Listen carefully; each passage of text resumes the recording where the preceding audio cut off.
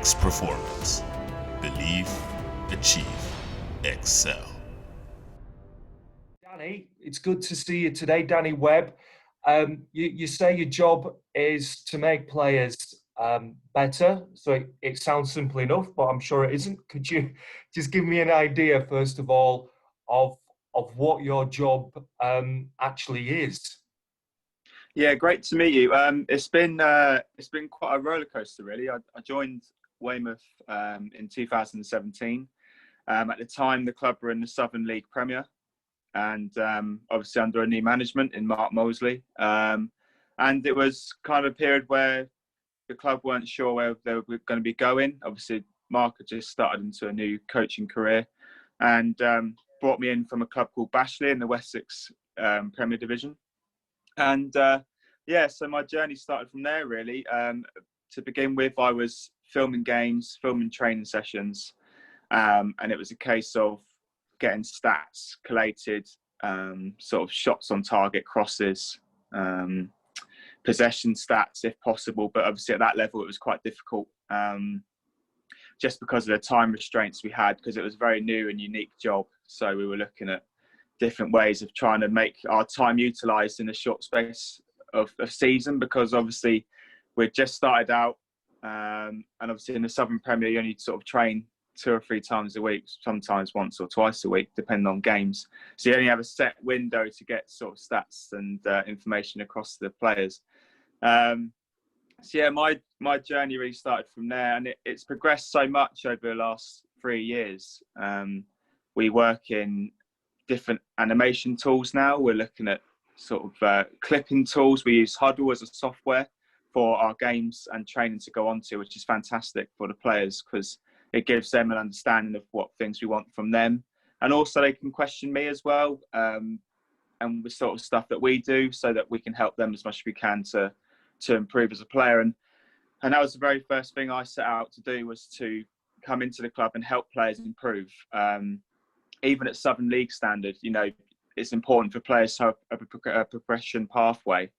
And I feel like over that time period, though it's been a lot of hard work and several hours, I feel like we've got a good contingency plan there that has been set in stone from 2017 to now. And although with Mark's departure, it's still effective as it is then. We've still got the same basis. My role hasn't changed in terms of what I can bring to the players. And now I actually think, being 3 years down the line with them, with some of them, we've still got some of the players that were there when I first joined. There's almost that respect has grown even more, because then they can question the sort of stuff I'm saying to them, whether we're looking at an opposition team or if we're looking at their game from the previous week. There's always something that we can look at even further with them. And I feel like now, because I've been there a bit longer, they've been able to get that information more specifically from me and how I think we can improve them. So to do a job like this then, Danny, I imagine that you must know football inside out, or at least have some coaching experience. Well, yeah, I mean, funny enough, my coaching experience only reaches to level 2 in football, which is, it's like, I'm not even on the UEFA B or UEFA A standard, but a lot of my learning through football has come from coaches, watching football matches, or watching training sessions. When you work with a manager for 3 years or more, you get an understanding of the things they want to bring into the game. And also you understand their background. Mark's come from such a fantastic background when he was at Weymouth, that I learned so much from him. And I'm looking forward to learning even more from Brian. Now he's the new manager at the club, and they both bring different experiences, and that's how you learn more about the game, through people like that. Obviously you have a certain amount of knowledge from your own self when you watch games, either live or on the telly, but a lot of the time, my knowledge of the formations played, or what sort of lineup we're going to go with, or what the opposition do, or the KPIs of a player, all them little things, things that I've sort of learned from managers or coaching staff.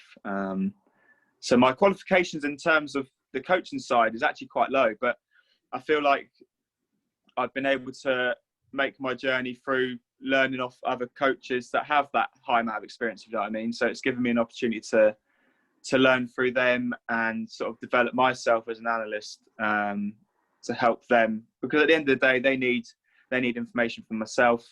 They need me to be sort of on their level to work out how they're going to go forward, and I need to be able to keep up with the information they're giving me to be able to address that to the players. So that's sort of how I've managed to continue my journey through that.